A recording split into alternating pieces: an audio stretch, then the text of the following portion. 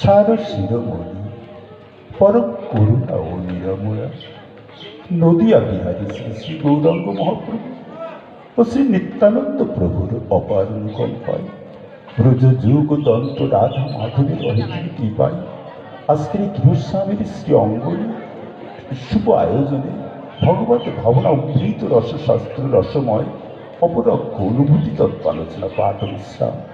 আজকে এই মহতী অনুষ্ঠানের প্রারম্ভে अस्मादीय परमगुरुदेव देवता कुकुलानंद सेवाश्रमेर सेवाध्यक्ष श्रीपाद पद्म अशेष विश्ववर्ण वैष्णव स्वामी श्रीलर तम स्वामीपादर श्रीजुगल चरण कमले प्रणति निवेदन करी प्रणति निवेदन करी हमारे परम गुरुदेव खुड़ी श्री श्री श्री राधा गोविंद मंदिर सेवाश्रमेर सेवाध्यक्ष श्रीपाद पद्म अशेष विश्ववर्ण वैष्णव स्वामी श्रीलर नारोत्तम गोस्वामीपादर श्रीजुगल चरण कमले प्रणति निवेदन करी हाकुआ থেকে আগত আমার बाबा गोपाल प्रभु तानार श्रीजुगल चरण कमले एछाड़ा विभिन्न अंचल থেকে আগত साधु गुरु वैष्णव भक्तिमती मातृमंडली सबार श्रीजुगल चरण कमले रইল এই আবচনার আভূমি ধন্যবাদ।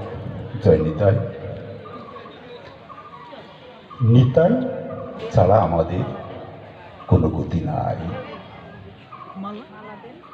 নিতাই পদ কমল কোটি চন্দ্র সুশীতল যে ছায়ায় জগৎ জোড়ায়।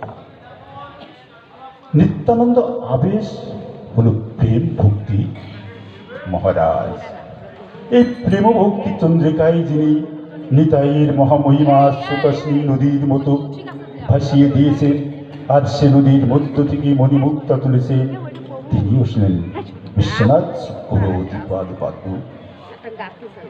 একদিন মহাপ্রভু অবধূতকে বলছে, অবধূত অবধূত তোমার চরণ দুখানি একটু দেবে, আমি একটু অভিষেক করতাম বাবা।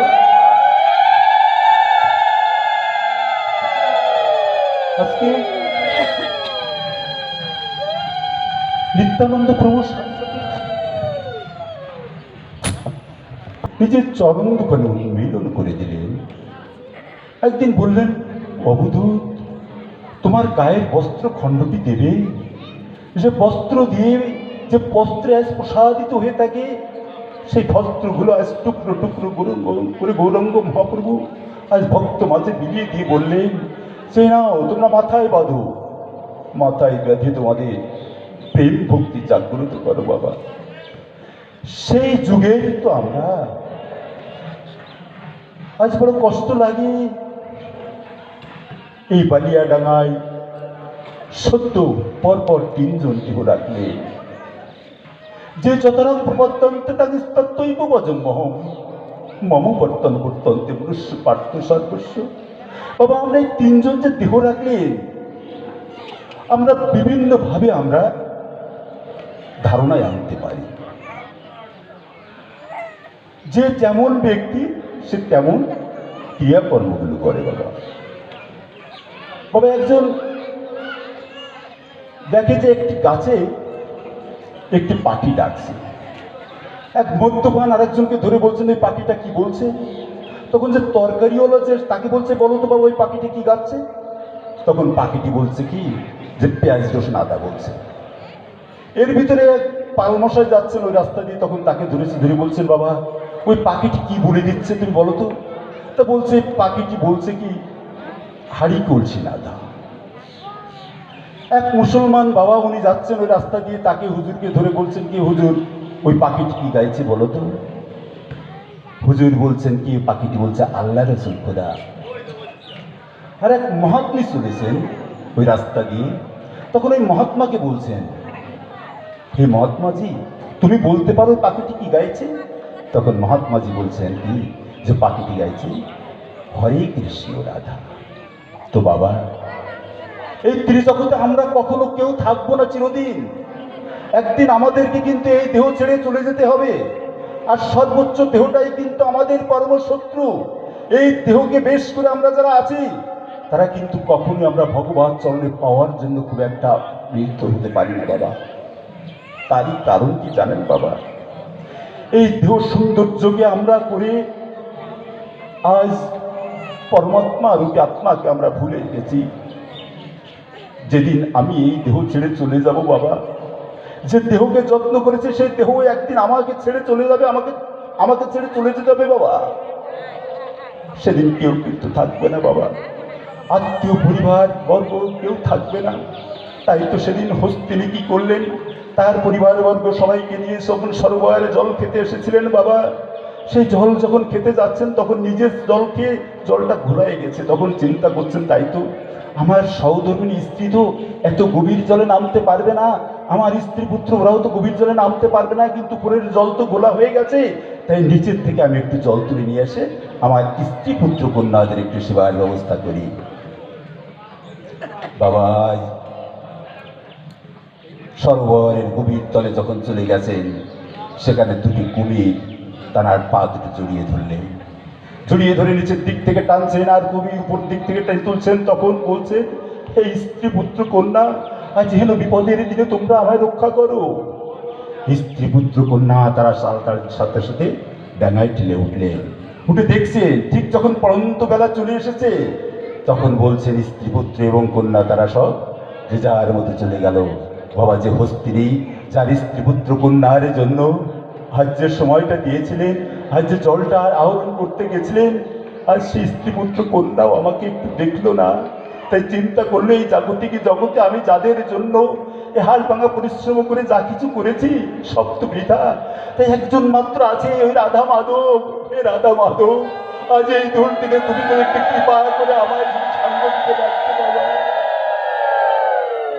আজ আমার প্রাণ গোবিন্দ যখন দেখছেন যে আমার একটা ভক্ত অন্তিম সময় আমাকে ডাকছে, গরুলকে বলছে, গরুল তুমি তাড়াতাড়ি চলো, আমার ভক্তর যে অন্তিম সময় চলে আসছে।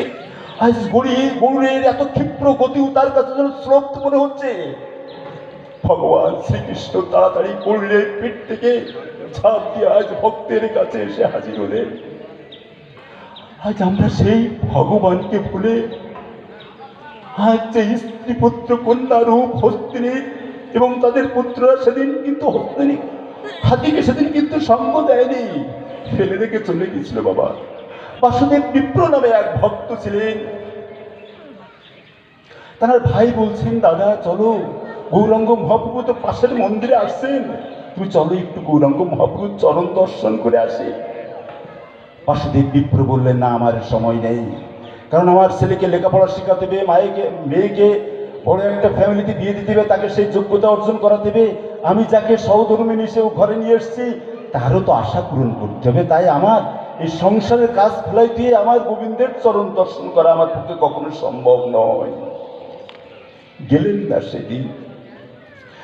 শাল ভাঙা খাটুনি খেটে ভগবানের চরণকে বাদ দিয়ে সারাটা দিনের জন্য যে সংসারকে নিয়ে উনি পেতে মেতেছিলেন, সেই সংসারের কি পরিণতি বাবা একদিন লক্ষ্য করুন। আজ সেই পুত্রকে একদিন সেই বাসুদেব বিপ্র দেখেন নিজের গায়ে কুষ্ঠ ব্যাধি শুরু হয়েছে, তখন বাবা কি করলেন, সাথে সাথে মিস্ত্রিকে বলছেন, দেখো তো আমার গায়ে কি বেঁধেছে। তা বলছেন, তোমার গায়ে কুষ্ঠ ব্যাধি শুরু হয়েছে। বলছে, আজ থেকে তোমার আর ঘরে শোয়া যাবে না। নিজে হাড় ভাঙা খাটুনি কেটেছে, ৮০,০০০ টাকা দিয়ে একটা পালঙ্ক তৈরি করলো, সেই পালঙ্ককে বাদ দিয়ে আজ সে বাসুদেব বিপ্রকে বারান্দায় শুতে দিল। নিজে একাই শুয়ে থাকে একটা কম্বল মুড়ি দিয়ে। বাবা সেখানে কিছুদিন পরে সেই ঘাটা আরো গল করে যখন বেরিয়ে আসলো, ঠিক সেই মুহূর্তে একদিন দুর্গন্ধ ছুটতে লাগলো। যে ছেলেকে লেখাপড়া শেখানোর জন্য আজ আমি গোবিন্দ চরণবাদ দিয়ে সার্বক্ষণিক সময়ের জন্য আর ভাঙা কাটনে গিয়ে অর্থোপার্জন দিয়ে সে ছেলেকে আমি বড় বড় মানুষ করেছি, শিক্ষিত করেছি, সেই ছেলে বাড়ি এসে বলছে, মা কিসের দুর্গন্ধ বেরোচ্ছে এখানে। মা বলছে, তোর বাবার গায়ে না কুষ্ঠ ব্যাধি হয়েছে। আহা, আজকে সেই দুর্গন্ধ বেরোচ্ছে, কালকে যে আমার বাড়িতে অনেক বন্ধু বান্ধব আসবে, এত দুর্গন্ধ ছড়ালে আমাদের পরিবেশটা যে নষ্ট হয়ে যাবে। এমন অবস্থায় কি করা যায়? তখন মা, ছেলে এবং মেয়ে তিনজনে মিলে কি করলো, আর সে বাসুদেব বিপ্রকে সালার পরে রেখে গোল ঘরের এক পাশে এক জায়গায় তাল পাতা দিয়ে কোনো রকমের সেখানে রেখে আসলো। বাবা কিছুদিন যেতে না যেতে সেখানেও দুর্গন্ধ ছড়িয়ে পড়লো। তখন মেয়েটি বলছে, মা আজ না হোক কাল তো আমাকে দেখতে আসবে স্ট্যাটাসটা একটা ফ্যামিলি থেকে, সেখান থেকে যদি এখন দুর্গন্ধময় দেখে এবং আমার বাবা এটা যদি তারা জানতে পারে, তাহলে আমার তো তাদের সাথে বিয়ে হবে না। এমন তো অবস্থায় কি করা যায়?